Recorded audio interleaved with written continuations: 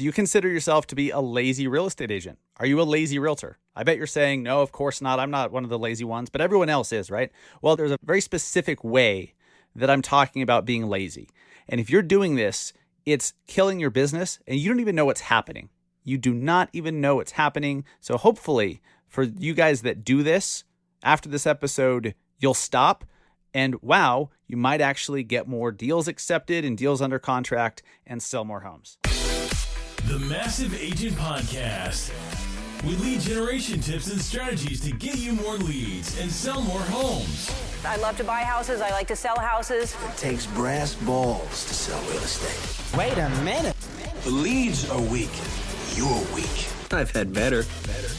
Oh, have I got your attention now? Here's your host, Dustin Brohm. What is up, everybody? Welcome to episode 135 of the Massive Agent Podcast. We're going to talk about lazy realtors today, but not in the way, probably not in the way that you're thinking.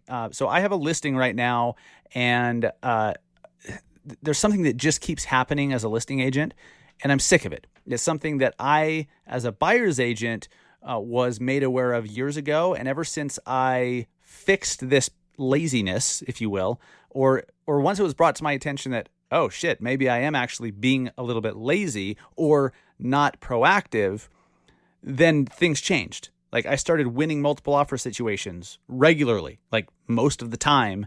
And strangely, you start selling more homes.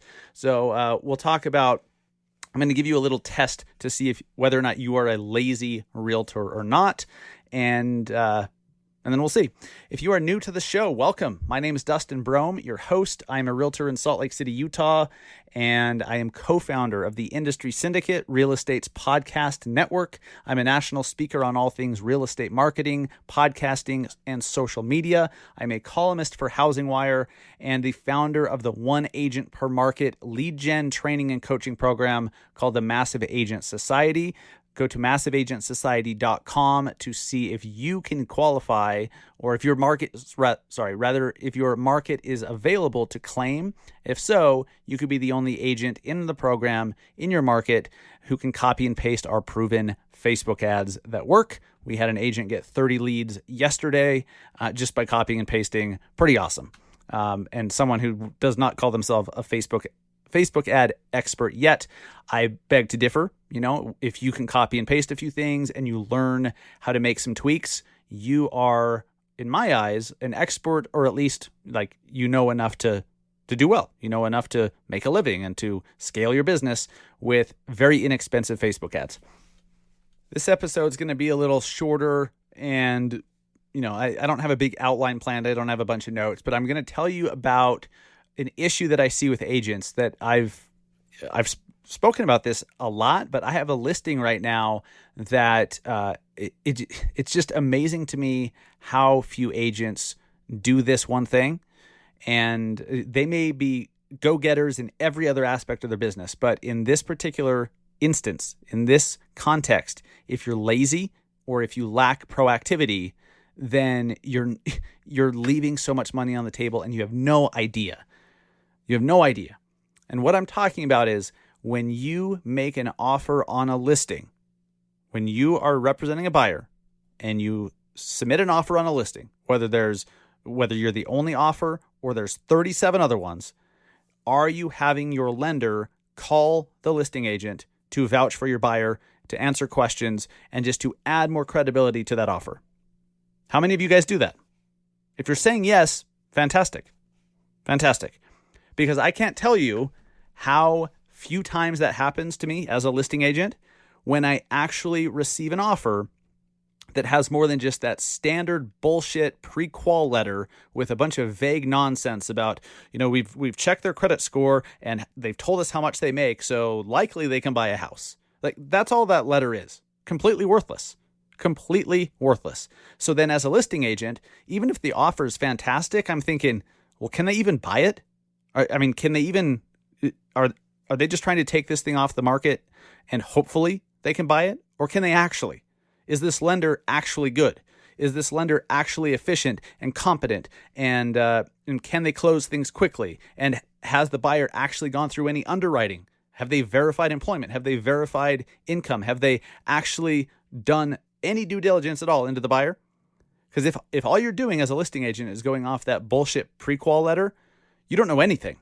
So as a listing agent, if I then have to ask to have the lender call me or take time out of my day to call the lender, it kind of pisses me off, especially when there's a bunch of other offers.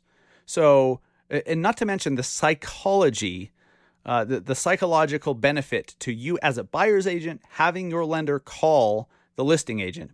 When you're proactive like that, you receive okay, so think about what's going on in the listing agent's mind. They receive an offer. They may or may not have other ones on the table. In the market you're in right now, there's probably other offers. So how are you going to stand out? It's not all about that price. It's not all about that number on the offer. That's part of it. It's a big part of it. But I wouldn't even say it's 75% of it. It's 70% of it. So the other 30, how the hell do you get yourself to stick out? Well, your offer comes with a call from the lender where they say, look, we have them through, we've done this kind of underwriting, we've verified employment, we've checked their credit, we've verified income, they have reserves, they have, all that stuff, and they lay it all out on the table. As the listing agent, you walk away with confidence in that buyer, confidence in the lender's ability to get a deal closed. Is the lender competent? And you're impressed with the buyer's agent for having a lender do that. Whether the buyer's agent caused that to happen or not, doesn't matter in the eyes of a listing agent. So now the listing agent can go to the seller and say, this offer might be $2,500 less, but I feel really damn good about these buyers, and here's why. But that doesn't happen if it's just a piece of paper that says they may or may not they may or may not actually be able to buy this house, right? So it's one of those things that as agents, if you are being lazy about, you're leaving money on the table. Okay, being proactive is one of the best qualities, one of the best habits you can create for yourself, one of the best traits that you can build in yourself to be successful, not just in this business, but in life. Being proactive. I promise you, I know how big being proactive is because I was not always proactive. And I'm still not as proactive in all things the way that I want to and the way that I aspire to be. I'm always trying to get better. I'm always trying to improve. I'm always trying to streamline things so I don't have emails or messages fall through the cracks the way that they have been lately in my life because it's just spread too thin. That's on me. That's on me. It doesn't that doesn't look good on me. And it sure as hell doesn't mean that I'm running an efficient business when stuff's falling through the cracks. But if you can be proactive on the things that matter the most and then get better at being proactive about other things like responding to a lead. And if they're like, hey, I can't talk now. If you're just like, oh, okay, well, let me know when you can. Are you being proactive? Or are you saying, how about I give you a call back at 5? Or does 5 or 5:30 work better for you? Would you rather call or is text okay? Right? If you have to start being proactive in all communications, in all things, whether it's somebody who's just met you because it's a Facebook lead that came in, it's their very, very first interaction with you. Do they think you're sharp? Do they think you're on top of it? Do they think that you are the right one for the job?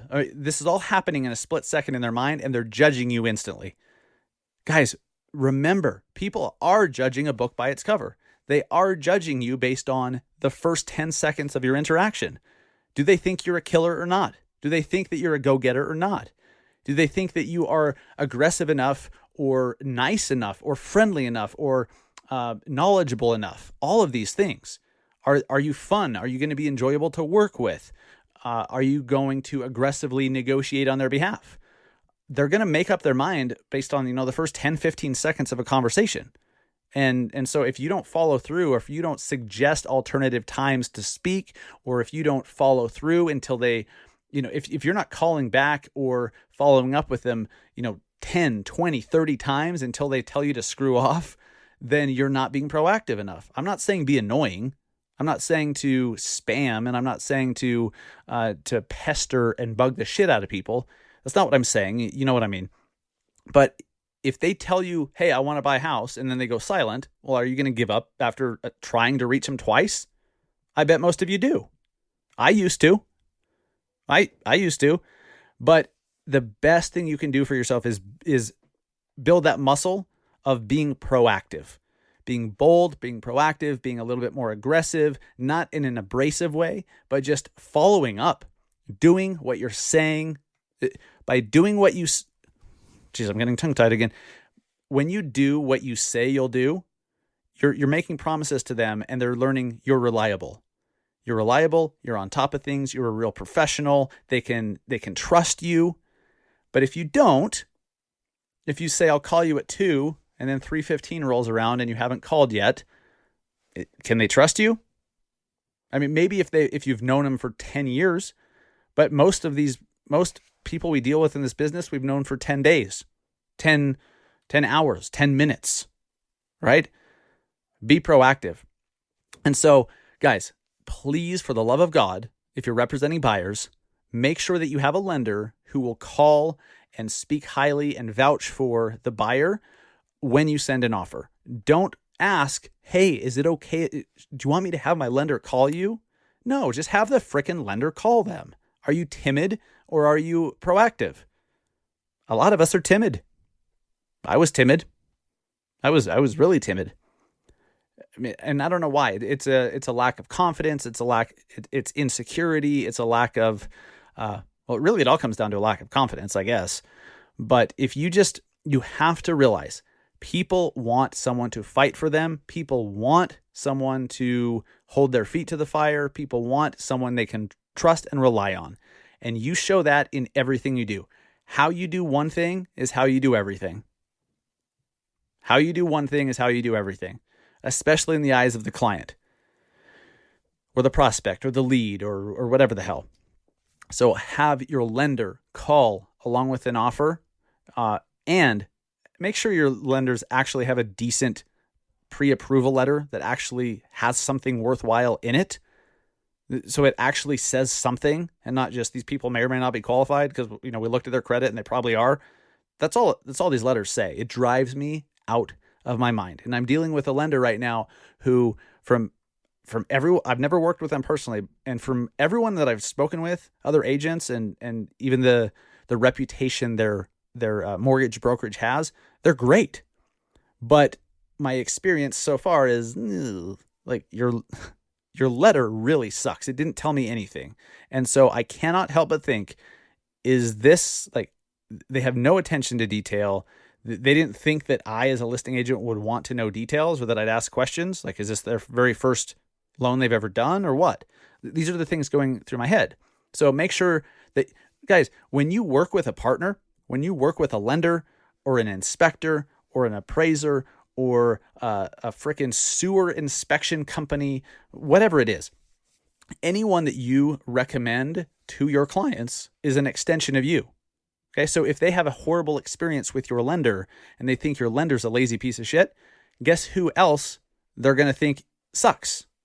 Or at a minimum, they're just not going to be happy with you. Now, are they? If you refer them to someone who creates a nightmare or causes them to lose out on their home or things fall through the cracks and can't get it done and then they have to go to another lender, like none of that looks good on you. So remember, as agents, every single partner or vendor that we refer to our clients is an extension of us.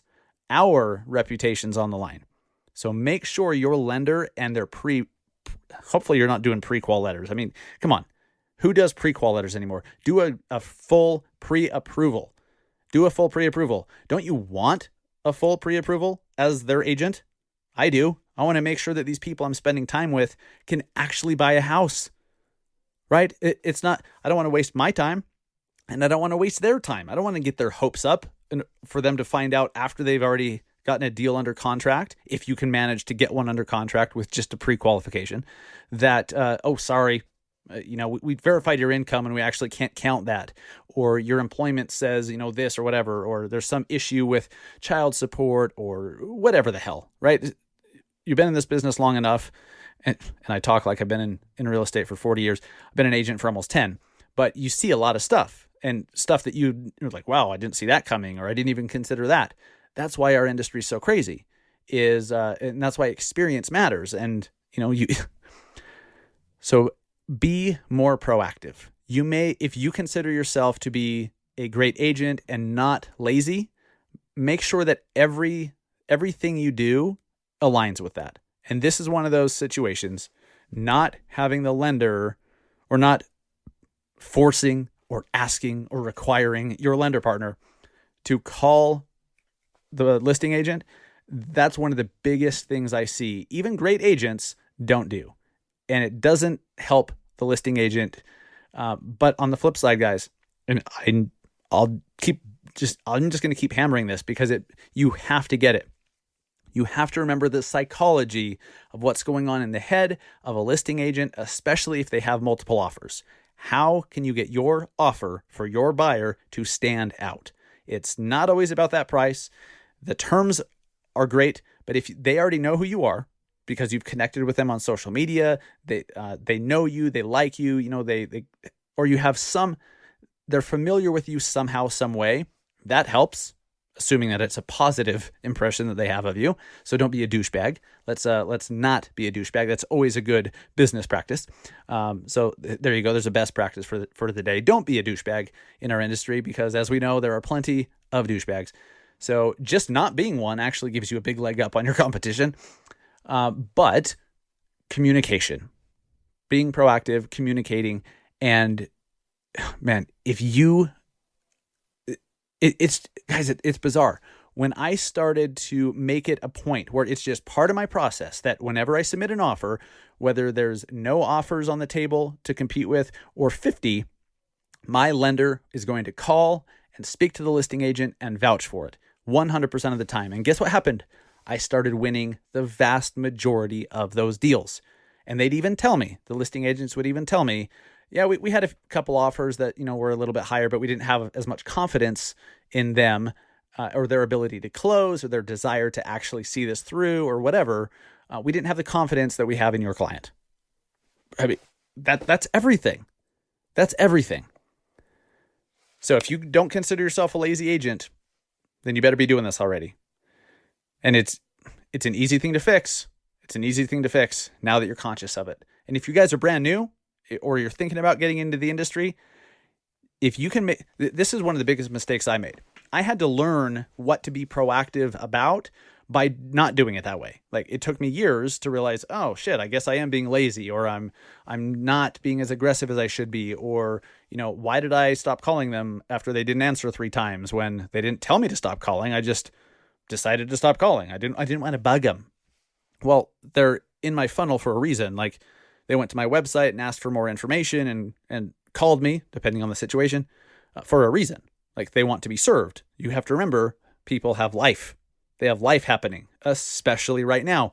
This is 2020, for God's sakes, when we're all living, like each week is a year. And so remember that. If somebody doesn't answer your call 3 times in a row, it doesn't mean they hate you. It might, if you're a douchebag. But it usually means they are just busy. They can't get to you right now. They have other shit going on. So be persistent. Text them. If all you're doing is calling, maybe you should try texting. If all you're doing is texting, maybe you should try calling. If all you're doing is calling and or texting, maybe you should try emailing. Or maybe you should try Facebook message or Instagram or Snap or TikTok or whatever the hell. See what I mean? Being proactive. Being proactive.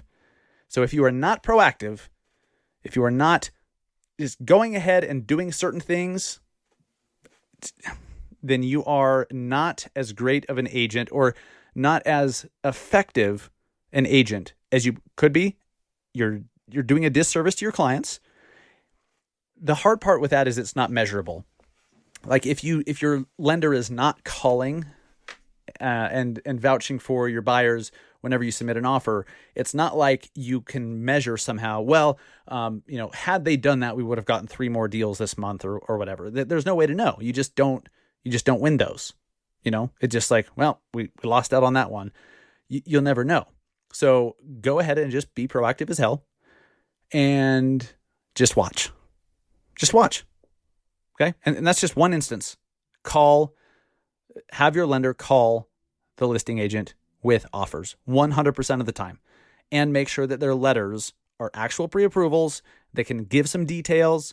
And as long as you can build confidence, As long as you can make the listing agent have some confidence in your buyer and their ability to see it through, and that the lender's competent and all that, I promise you'll get more offers accepted. I promise you. So do that, please. Before I wrap it up this week, I want to give a quick shout out to the Brokers and Booze podcast. They had me out to Myrtle Beach earlier this week and had a great time. They put me up in an oceanfront condo, which is amazing. I was 14 floors up, like literally on the beach, looking over the beach. Super cool. They brought me out there. We had a great time. We recorded 3 different episodes. And so look for Brokers and Booze sometime soon. I'm not sure exactly when those episodes come out. But what's really interesting is their show's called Brokers and Booze. And like a few days before I came out, they're like, so what's your favorite drink? And I'm like, I don't really drink. Can I still come? 'Cause I'm not a big drinker. So I'm like, I drink red wine every once in a while. And like, that's it. And I'm like, how about coffee and Kahlua maybe? Like, can we do that? So luckily they were a little flexible. So as you'll see in that show on those 3 episodes, we did some wine, we did some White Russians with coffee, which was interesting. And then they supposedly this $450 bottle of tequila that really tasted like gasoline. It was awful. So if you want some hilarious stuff in addition to some great real estate marketing and real estate market talk, check out Brokers and Booze. Thanks for having me out, guys. I had a great time. And as soon as this show comes out, I'll be sharing it on social media. So make sure you follow me at Massive Agent on Instagram, on Facebook. Follow me on LinkedIn at Dustin Brohm. And that's all. And then make sure, if you're not yet on our email list, go to massiveagentsociety.com. I just realized I don't have a really good destination to opt into our newsletter yet. So for this week, just go to massiveagentsociety.com and scroll down to where you can opt in. Just put your email address. You'll get on our newsletter, and I'm doing the Massive Agent Weekly. And so we share not only our podcast episode for the week, but some behind-the-scenes stories, some extra links of stories that are interesting, some stuff happening in real estate news, maybe some stuff happening with social media. I'm kind of gathering everything that I think is important or that I think is interesting that I want to share, and I'm putting it in one weekly email. So go subscribe to that, totally free. You can do that at massiveagentsociety.com. Just opt in there on the homepage. And I promise you by next week, I'll have a better URL and landing page so you can just go quickly and register for that. But check that out. All right, guys, thank you so much for listening. I hope you have an amazing rest of the week. Make sure you are auditing whether or not you're lazy. And by lazy, I mean, are you proactive or not? Audit yourself, and if you can find areas that you're not being as proactive or aggressive as you could or should be, fix it. And I promise you, without spending more money, without working harder, without doing anything different other than just being more proactive, you will sell more homes. Do that shit. Thanks, guys. Have a good one.